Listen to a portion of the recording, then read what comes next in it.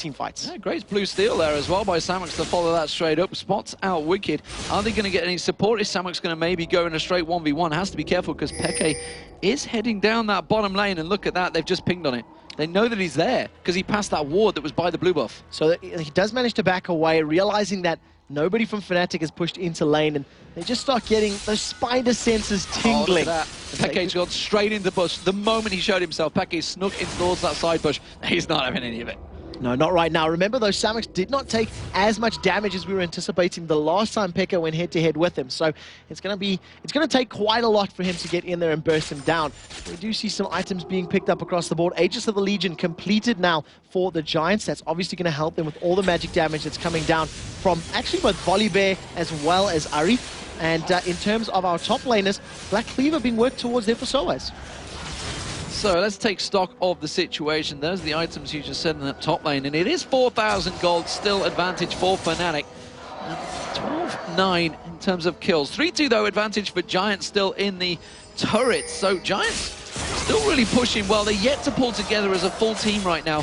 As is the same with Fnatic. Cyanide kind of caught out of position here, and he has got just in the top lane, but that does mean the mid lane's completely exposed. Yeah, you see Fnatic going in there, Soaz trying to catch onto Babetta, but missed a lot of his Shadow Clone abilities, meaning the Deathmark pop did not do quite as much as many were anticipating. They do pick up their third tower of the game to even that up at 3-3, and it looks like now Giants are starting to group up. Samox is about to find Yellowstar. The timing on that stealth was fantastic.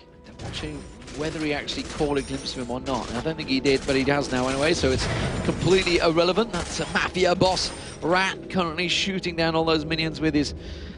Is it a Tommy gun, I guess? I believe it's a Tommy gun. Yeah. I always find the sound effects on that Tommy gun a little uninspiring. Giants have grouped up as 4 now on this blue buff, and they're trying to shove this bottom inner turret down. Yellowstar's the only one nearby.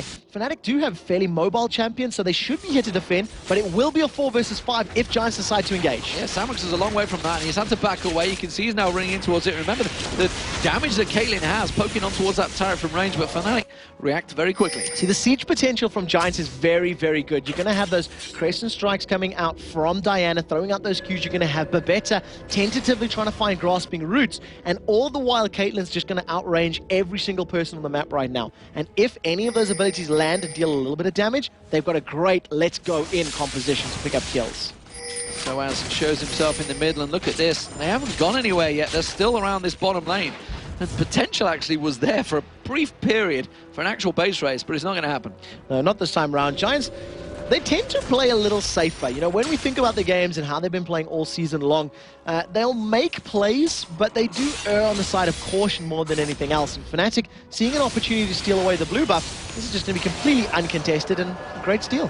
Well, it's a return steal as well, because Samox, of course, took away the blue buff from Fnatic's jungle a moment ago, and this time Morden, well, he just got there a little bit too late. They do have a ward in that bush. They try and land the charm. It gets straight in there. Morden has to flash the hell away from this one, and now Jim Bones finds himself in a danger. He's going to have to get away. The Cataclysm, they get Peke down. Can they turn around? 90 caliber net, but there's death sentence. It's going to be enough to finish Jim Bones. No! He buries it off there, and now Extermin's getting on towards Cyanide alongside Samox. Look at Ace in the hole coming deep down. Soaz has dived on towards Jim Bones. Cyanide's going to get caught out. It's Samox that picks up the kill. Extermin as well on the turret. Soaz goes down. He manages to get a kill on towards Jim Bones, but Yellowstar returns and gets a kill of his own. No, he doesn't, because Samox escapes with the poison tick. 2 for 4 in favor of the Giants. They played that perfectly. They managed to bait them in, and crucially there for the Giants, Peke had nothing left for Jims. He blew every single ability and spell on Morden. Couldn't blow him up instantly,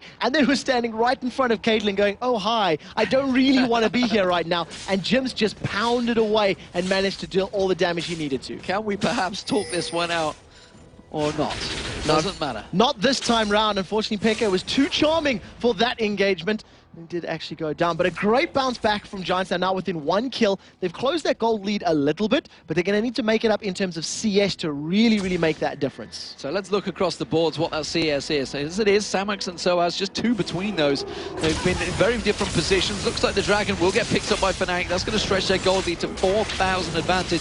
Junglers playing very similar roles. One going tanky, already got that Runic Bulwark completed Morden, and now starting to get some of that damage in there as well. Cyanide hasn't quite got that route so far. It went for the Iron Locket instead. looking towards the mid lanes. Well, it's clear advantage for Peke right there. Huge CS advantage, huge kills advantage. No surprise there, but it's very different roles between them. But the AD carries right now. Jim Bones, we just saw the damage he has. If he's allowed to land it, he can do a lot of damage. He took down Peke and Soez in that last fight. So importantly, I want to talk about Babetta right now. You can see him sitting with an Oracle's Elixir. He's clearing out vision as Fnatic and Giants are about to find each other. Cyanide is caught out, but he can take that Dark Passage home if he wants to. The moment he is going to get away to safety, but that Oracle's Elixir is about to wear out for Babetta, and he's got another one in his back pocket, so he's going to be clearing any vision that Fnatic have at any time, which definitely plays in their favor, and why that previous engagement went their way. You see Enrater trying to find somebody with that death sentence, and very bravely, Samux is not with his team, so he's relying on that counter-engage and that control that Jarvan, that Zyra, that Diana offer to be able to defend this turret 4 versus 5. It's all going to be on Babetta, I feel, to land that grasping move, because look at this, Samux, he's still going, and he's going to be getting very close to that middle turret. Suddenly they realize, they said, Mama, I'm coming home, and they're going to have to get back there to try and deal with this crazy train running up the mid lane. He managed to get in range, but Samux decides to back off bravely just before he gets caught up by members of Fnatic. They're now going to group up and try to take their own blue buff as the previous one was stolen away. But Giants, again, putting up an admirable fight. Like we've seen earlier in the day today, it was just small mistakes that really cost him that particular game, but they don't seem to be losing the team fights like they did in that matchup. Right now, Fnatic, they're very sneaky as 3, and there goes Peke. Peke goes deep, he's going to get in there and just about gets out of the way. The ace in the hole's only going to land on Enrated, and the shield immediately just absorbing all of that. While this is happening though, Samux, he's off on his own, pushing that top lane. Peke literally just went, what on earth just happened? Because he jumped in there and lost all of his hit points before he could even really have a fight. So he's forced to recall very, very quickly. He's not going to get into lane quite as quick as he usually would with those home guard boots. It doesn't look like Giants want to press the matter just yet, because again, it is a 4 versus potentially 4 in this particular side of the map. Tell you what, I'm not sure Yellowstar really wants a fight with Samux right now, because Aurelia, if he can get on top of Yellowstar, look, he's looking at it, he's thinking about it. If I can get on top of him, which also though means this bottom lane fight, there's going to be no AD carry there. Peke though looks like he's going to head towards the bottom, which means it's going to be a 4v3 in this bottom turret. So we'll see how this plays out. Yellowstar's about to find Samux. Peke's close by. He's going to pick the fight. Turns it back around. Peke might get there just in time. He has to use the barrier. Can he get back on towards him? No. Peke comes to save the day, but that does also mean there could be danger situation for the bottom lane, because the Giants realize it's a 4-on-3. They can push for this. There's Jim Bones. He's been caught. Fnatic are thinking about going in, but there's no damage to back up the abilities, and Giants are just going to pick up a tower for free. I mean, that's the crazy play from Fnatic there. That's the case of, yeah, we're going to get this kill, but we've just shown our hands so badly that we are going to lose a turret. I'll take an inner turret for a death any day. Completely fair trade. The control that it offers, the vision, as well as the global gold. What Fnatic didn't anticipate or think about was that Giants were going to go aggressive. They do tend to play safely. They do tend to, doubt a little bit about their gameplay and their movements. And in that particular situation, they did the right thing. What I am seeing from Morden's Jarvan is quite interesting. He's got 2 long swords in his back pocket. So if we see him going for something like a Brutalizer or a Vamp Scepter, he's going for a fairly aggressive build. Okay. Going to take down that blue buff, no problems at all for that one. As he walks back towards that top lane, he's got Yellowstar with him. Yellowstar proved and showed really that how close Samux came to just taking him down in a straight-up 1v1 fight. It's not someone he wants to mess with now that Randy and Zoma's complete. Oh, the charm on Extermin lands brilliantly, and looks like Peke should be able to finish this one off the shield. Is it going to be enough? Oh, Hourglass! But it's going to matter because the ball's going to land. Ace in the hole. Look how much damage that Ace in the hole did on Peke. Yeah, huge amounts of damage coming out of Jim Bones there. With that Infinity Edge and Last Whisper, he's going to shred anybody from Fnatic. Also, I had a brain fart. It was the Spirit of the Elder Lizard that has been picked up there by Morden on Jarvan. Fnatic have stacked up. This is going to be a 5-man on Baron, and it's going to be against a 4-man of Giants. Exter is not there, and they're going to need him to pick this fight. Everything is available, though, for Giants, with the exception of that Ace in the hole. So are they going to go for an engagement? That is the question. It looks like they're going to go.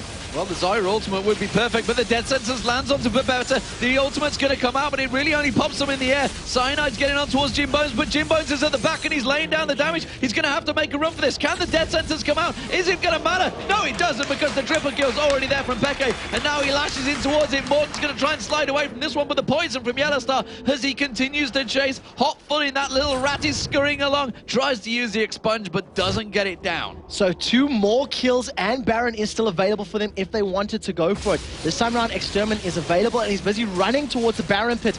With that Zhonya's Hourglass almost off cooldown, he may be able to run interference and at least force him off for a little bit. Let's see if he's going to decide to challenge. Everybody in Fnatic is relatively low. He just needs to land his skill shots to go in. No, he was scared off straight away. The charm came in, and Peke just kept him well away from that fight. Extermin didn't want a piece of that. Well, the damage from Peke is just, it's insane right now. With that Deathfire Grasp, as well as the Rabadon's Death Cap, he is shredding through everybody, and it's just such great play from him. He's landing the charms that he needs to land at exactly the right moments. And if nobody buys some additional magic resistance, he's just going to keep shredding them down. Because if you look down the items of the Giants, there's not much MR outside of that running bulwark. Look at Morden. My word, Peke comes across it. Oh, he hasn't got another ultimate to get back across there, so he can't pursue. And Morden's going to survive the Ignite and slides his way to safety. Manages to get away with a sliver of health, and it does play into his favor.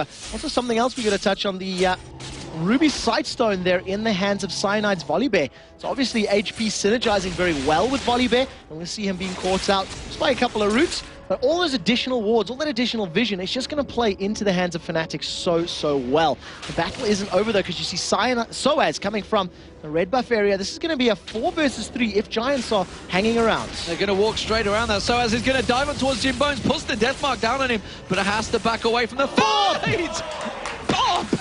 Pop is indeed the word, because he had half hit points there. It was destroyed. It was like putting a pin into a balloon. It just destroyed him. But it was an additional thing. He managed to get another Shadow Slash off the E, as well as the proc from his ultimate, and those two things combined even caught Jim Bones by surprise. He's like, oh, that kind of sucks. The rest of Fnatic now are stacked up as 4, and they're shoving down this lane. Peke is about to join the party. He's still a long way away.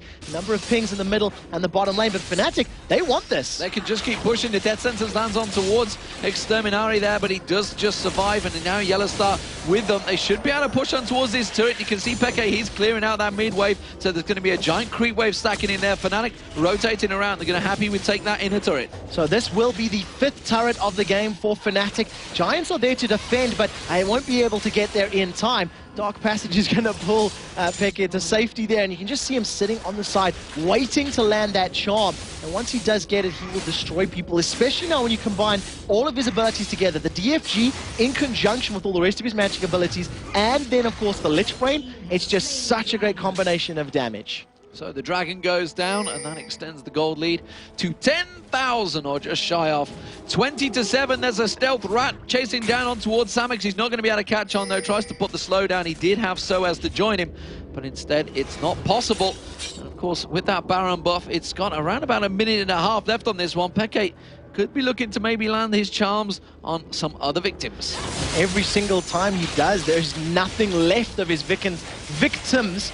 To describe how, I don't know where I was going with that. Nevertheless, minions are down. Giants are holding off this tower relatively well. They've got good wave clear, which plays into their favor. So when you combine a lot of the abilities, as long as those minions aren't there, those towers have all that additional armor and magic resistance, sustain some of the damage. And we'll see if it works. Sidesteps the death sentence, and Enrated just trying to find a way in.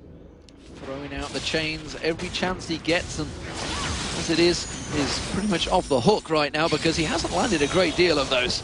Well, the few that he has landed have been fantastic. Cyanide just takes a single shot, but that Warden's Mail and Giant's Belt will be helping him out. And Soaz, again, off to the side, split pushing. Samix is going to try pick an engagement there, and with that Randian's Omen, he should do relatively well. Oh, that just outranged. Oh, but the charm lands on towards Extermin, and he actually dives in towards him. Peke can just ultimate away from that one. Everybody avoiding the Zyra ultimate. Soaz just around the side there, does manage to get in. It's Enrated that gets the kill on towards Peke. Jim Bones, oh, Soaz just turns around, flashes his shurikens back at him, and takes him straight down, and that's going to be the inhibitor turret going down. The inhibitor will follow, and that is surely going to be the game for Fnatic. So they do have some minions in that mid lane. Fnatic are going to push up towards that mid inhibitor. I think that Giants may be able to fend off this for the GG push, but they will be down 2 inhibs, and the rest of Fnatic, they may decide to stick around. They've got a numbers advantage, but they're going to need to land the skill shots if they want to. Also, crucially, Peke does not have his ultimate available for that engagement, so wisely, they take the tower and back away. They don't give away any additional kills. So Fnatic back off. They've got a huge chunk of change in their pockets. 12-2-3 right now for Peke on Ari. Oh, and look at this. He just sticks around the blue buff. Is it going to be enough? The Cataclysm pancakes him on the floor, though, and he's not going to be able to get away from it. Cyanide turns around and gets a big bear paw in the back. Well played there by Morden to land all of the abilities he needed to crucially when under pressure, but the amount of burst that's coming out of Peke when you combo all of his items together is just really, really good. But thanks to that kill, Fnatic are going to steal away yet another blue buff. Going to give that objective to either Cyanide or Enrated. He's just playing safety there. He's lingering for the ward. You know, he literally just wants to pull Cyanide over, give him the lantern, get him to safety, and just walk away. I think he was baiting it as well, the way he did that one last basic attack there. He's like, no, I'm going to steal it. Ah, just toying with you, just toying with you. Well, when you're 23-14 and you've got an 11,000 gold lead, plus an inhibitor, plus 3 towers, I think they're allowed to have a little bit of fun. Yeah, I played games with Enrated. I know how much that guy trolls. He would be trolling his team right now. Of course, Fnatic, this is really going to get them into first place, and it's going to keep the pressure on the Giants. The Giants actually have a tough game as well to get that first place. They've got to play the Wolves shortly as well, and that is really going to be a tough fight for that first spot. So it's Gambit that are fighting for first. That's going to be the last game of the Giants day. wish they were. So Gambit will be having a tough game, but if Evil Geniuses, Evil Genius showed that you can beat the Wolves, and they did a very, very good performance against them earlier today. We'll see how well the Wolves have prepared for the Russians in that matchup. Before that, we of course have against All Authority versus Dragonballs that is following this game. Right now, Fnatic, it's up to them what the next objective is. 45 seconds on the clock. You'll see them positioning for some wards and some vision, and just setting up for another Baron fight. The last time they fought around this area, it went very, very well for them. So expect them to repeat the performance. So the big glowing bear runs through the bushes, and Morden, well, he's going to be the victim if he sticks around any longer. They are going to collapse on towards him. Peke's in that mid lane, and look at this, how fearful they are. Ace in the hole coming out. Actually does take a good chunk of damage. And that is with Peke having a Rale's Crystal Scepter, so he's got a good chunk of HP on top of that, plus 500 health. And he does just get shredded by that Ace in the hole. Because of his armor value being so low, all the damage just goes through all that extra amount. The rest of Fnatic are grouped up around the top lane, and Peke is just running some interference. He's just trying to pull numbers away to try and create an opening, either on the tower, or in this case, on the Baron. No more fears for Fnatic. They are continuing to push through. And it's going to be a Baron very much picked up for free. And that will turn them in towards the final push into Giants' base. I don't think there's a great deal the Giants can do about it, but we shall see. It is a very large Soaz, it's seemingly there, strolling through the bushes. Going to be able to get to safety there. He's got that Warmost completed as well, so a lot of survivability, a lot of HP to survive all the burst that Extra's going to be putting down, and the continued auto attacks coming out of Gyms. But with the regen that they've got, it's obviously going to help them out in this particular engagement, so we'll see how this pans out. And you see there, 797 ability power on Peke's Ari right now. Holy moly indeed. That is a lot of ability power to build up in a pro game. And I think it's safe to say Peke's having a little bit of fun in this game as he comes dancing and prancing around the map on Ari as they push through to that inhibitor that has respawned in this mid lane. No, they actually didn't get it in the first place. It's the bottom one that's about to respawn. Landed on Samux, but look, he can take a hit. So the bottom tower is fairly close. Bottom inhibitor is relatively close to respawning, and as you can just see, with no turret being here, the rest of Fnatic are literally just going to brute force their way in. Another tentative hook being thrown out, but in particular one is not off the hook, as it were. Once again, not finding his target, but with the inhibitor down, they're now going to have map control again for the next couple of minutes. Fnatic are just again going to pick up a free inhibitor, and it's like we see out of Giants, they don't tend to engage when they really need to. Cyanide happy to tank up the turret. And now you're going to see the flash engage from Babetta, but doesn't quite land onto them successfully as it is. It's going to be Peke they focus on, they do get him down. Imagine if they could try and turn this one into a fight, but they just have to let it be because they can't catch on towards Soaz. He doesn't get involved. But it's another inhibitor going down, and that is going to be 3 inhibs burned, which means the super minions have just doubled from Fnatic's base.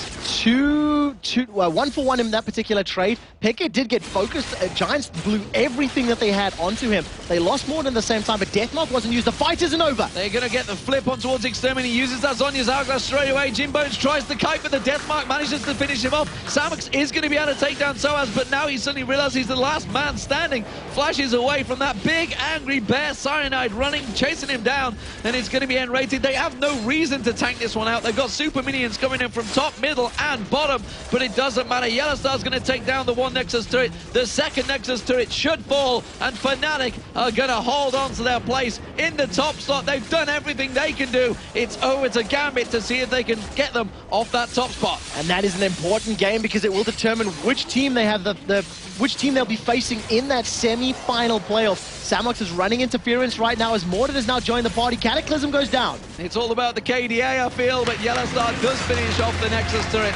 So that is the victory and the final game of the season for Fnatic until the next split. A fantastic performance as well. Look at that, 12-4-4 for Peke to end the game out. But it's got to give a good mention to Jim Bones. He tried as hard as he might, but it wasn't to be. So we're going to get over to the analysis desk. It's going to be Joe Miller and Jason Gaplin. Thanks a lot, guys, and Fnatic can be happy with their performance there, Jason. I mean, Peke in particular, you got kind of fed there by the end on that Ahri. He's a little fed. I mean, he's pretty much pulling a frog with how quick he could one-shot people. But then again, Soaz did the same thing at the end of the game to Jim Bones, who just, even with his amazing early start, just wasn't able to survive against that damage that his Zed can put out. Yeah, and I think that's the whole problem as well, that if the AD carry gets so far ahead and the rest of the team aren't quite that level with him, they're going to have a real hard time of, you know, keeping on to him, especially, like you said, against a champion like Zed or like Ahri that can get straight in there and deal that damage instantly. And I think the word was plop that Trevor used there at the end when he got blown up from that one. So that obviously means that Fnatic now are at the top of the table. Yes, they are, and that means Gambit, as I was saying before on the couch, just that if Gambit picks up a win, they will be top of the table, but it really does affect how the standings work in terms of the playoffs, but we'll get to that in a little bit. And, you know, if we're going to crown MVP for this game, Joe, who do we have to give it to? It's kind of obvious, but... Yeah, I think everyone at home already guessed who we're going to give this one to. To Peke, he ended the game with 12-4-4. The interesting thing is that he did get incredibly fed in that game, but we saw in that last fight that Giants could deal with him. The problem is that they could really only deal with Peke. They only could get him down, and then after that they started to fall to pieces with the Zed at 7-5-5, 13 assists and a kill to just 3 deaths for Cyanide there on Volibear as well, and a 5-1-7 Twitch without even touching on him. And we have to give an honorable mention to Samix as well, I mean, because not many people played Aurelia, but he held his own against Soaz in that bottom lane quite well. He actually even got a kill on him in the end, actually, it was relatively early on, but he just dove on him under the turret, popped Ignite, walked away like... walked away in the end from that. But, you know, we don't see Aurelia played too often. Season 3 items and changes weren't too kind to her, but we saw she still can work. She can still work, and we've seen a couple of people go in there. Kevin is obviously the one that's really made it work for SK Gaming. But, as you said, nice to see a bit more Aurelia coming. Hopefully we'll get to see more of her in the future. So, we're going to head over to the main stage. Shox is waiting with our MVP for this one, Xpeke. Thank you very much, Xpeke. You're up against compadre Exter in the mid lane. How's the Diana-Ahri matchup? It obviously went very well for you. Is that always the case? No, I think the matchup Diana-Ahri is kind of equal until level 6. At level 6, the first one that goes aggressive will normally win. And I got a bit of advantage early level, so I was able to get level 6, be stronger than him, and I went full on him and got the kill. And after that, pretty much, I snowballed the lane. The one that get the first kill, I snowballed the lane. Giants, a lot of them are good friends of you. You know them well. What do you think they have to do to get their chances of staying in the LCS, maybe? I don't know. It's like some games they play really good, but they don't seem to be that regular most of the time. So I think they will need a bit more practice, a bit more more stable play. So one day they don't play the best, and the next one they play the worst. They just need to adapt and try to give a good game all the time. I think that's what they miss. Consistency, that's something you guys have for sure. Next week, playoff week, who would you like to face? Doesn't matter at all. Anyone. We don't face Gambit, so anyone else. So confident to beat anyone else. Finally, can you tell us something about your own development in the LCS? You know, since coming here, you seem to have developed into one of the top AP mids or mid players. So what do you think you've gotten better at? Well, I don't know. I got used to play here a lot, so I guess every time we play, I improve a bit. We all do.